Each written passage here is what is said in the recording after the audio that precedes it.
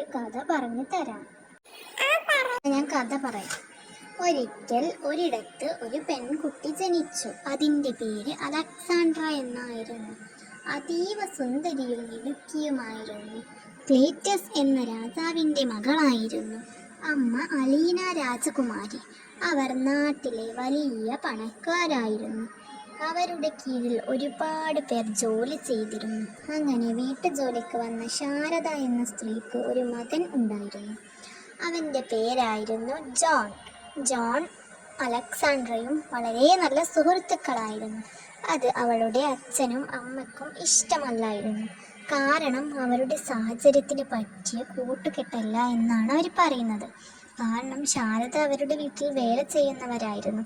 അങ്ങനെ മകനുമായുള്ള കൂട്ടുകെട്ട് അവർക്ക് ഇഷ്ടമല്ലാത്തത് കൊണ്ട് അലക്സാണ്ട്രയെ അലീനയും ക്ലീറ്റസും വഴക്ക് പറയുമായിരുന്നു.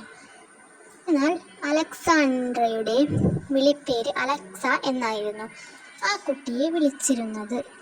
അവൾ ഒരു സാധാരണക്കാരിയെ പോലെയായിരുന്നു ജീവിച്ചിരുന്നത്. അങ്ങനെ അവർ വളർന്നു വലുതായി. ജോൺ ഒരു കമ്പനിയെ സ്വന്തമായി ആരംഭിച്ചു. അലക്സ പിന്നെ രാജാവിൻ്റെ മകൾ ആയതുകൊണ്ട് ജോലിക്കൊന്നും ശ്രമിച്ചില്ല. കാരണം അവർക്ക് ജീവിക്കാനുള്ള പണം അതിനപ്പുറവും അവിടെയുണ്ട്. എന്നാൽ അതിൻ്റെ അഹങ്കാരമൊന്നും അവൾക്കില്ല. ജോണിൻ്റെ അമ്മയോട് ജോൺ പണി നിർത്താൻ പറഞ്ഞു.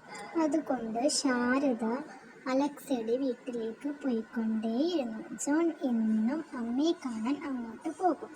അവൾക്ക് അലക്സയ്ക്ക് ആ കുടുംബത്തെ ഒരുപാട് ഇഷ്ടമായിരുന്നു. ജോണിൻ്റെ കുടുംബത്തെ. റബ്ബി, നീ കഥ കേൾക്കുന്നില്ലേ? നിനക്ക് മനസ്സിലാകുന്നില്ലേ എൻ്റെ കഥ? റബ്ബി, റബ്ബി, റബ്ബി, നീ എവിടെയാ? ജെയിൻ, എന്നെ അമ്മ വിളിച്ചെന്ന് തോന്നുന്നു. ഞാൻ എന്നാ പോവട്ടെ. ബൈ.